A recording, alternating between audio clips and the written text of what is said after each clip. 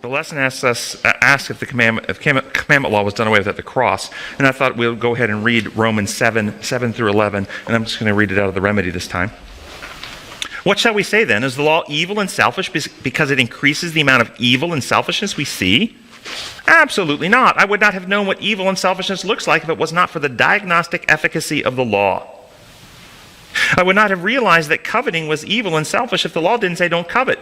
But selfishness, taking advantage of the fact that the law is only a diagnostic instrument and not a remedy, magnified every covetous desire within me. For apart from the diagnostic ability of the law, sin is unrecognizable. Once I thought I was healthy and free from the infection of distrust, fear, and selfishness. But then the commandment examined me, exposed how utterly infected I was, and diagnosed me as terminal.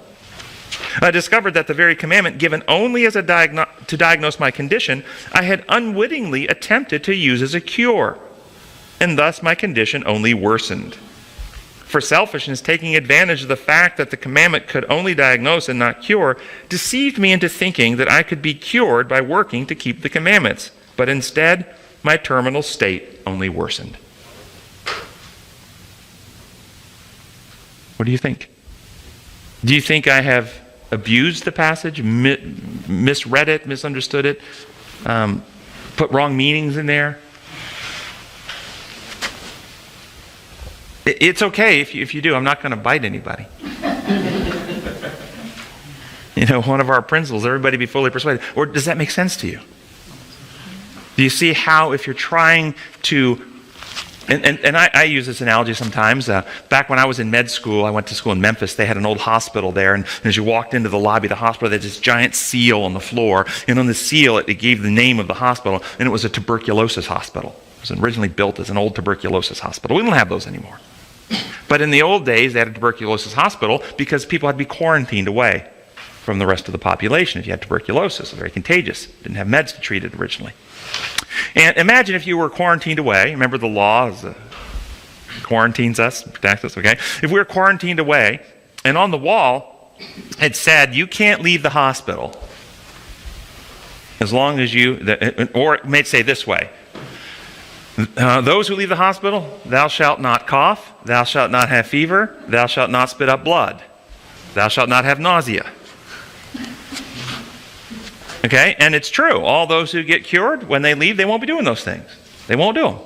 But imagine if we misunderstood that is a description, diagnosing. If you have all those things, that's an evidence that you're sick, and we need a cure to remedy us. And if you get the remedy, you won't have those things.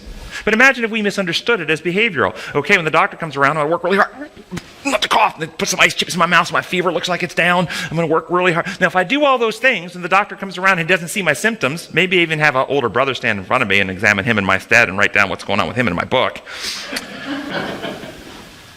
If I do any of that stuff, am I actually getting well? Or is my condition only getting worse? That's what Paul's talking about here. When you try to conform with works and efforts to obey the law as a remedy and a cure, your condition only gets worse. Because you can't cure the conditions of your own heart. Psalms 51. Yes, created me a clean heart, O God, renew a right spirit within me. So what was the problem that the Jews had with the law? They thought it could function as a cure. They thought if they kept the contract, if they did the law, they could get well spiritually. But it was only given to diagnose what was wrong. That was its purpose. Fourth paragraph.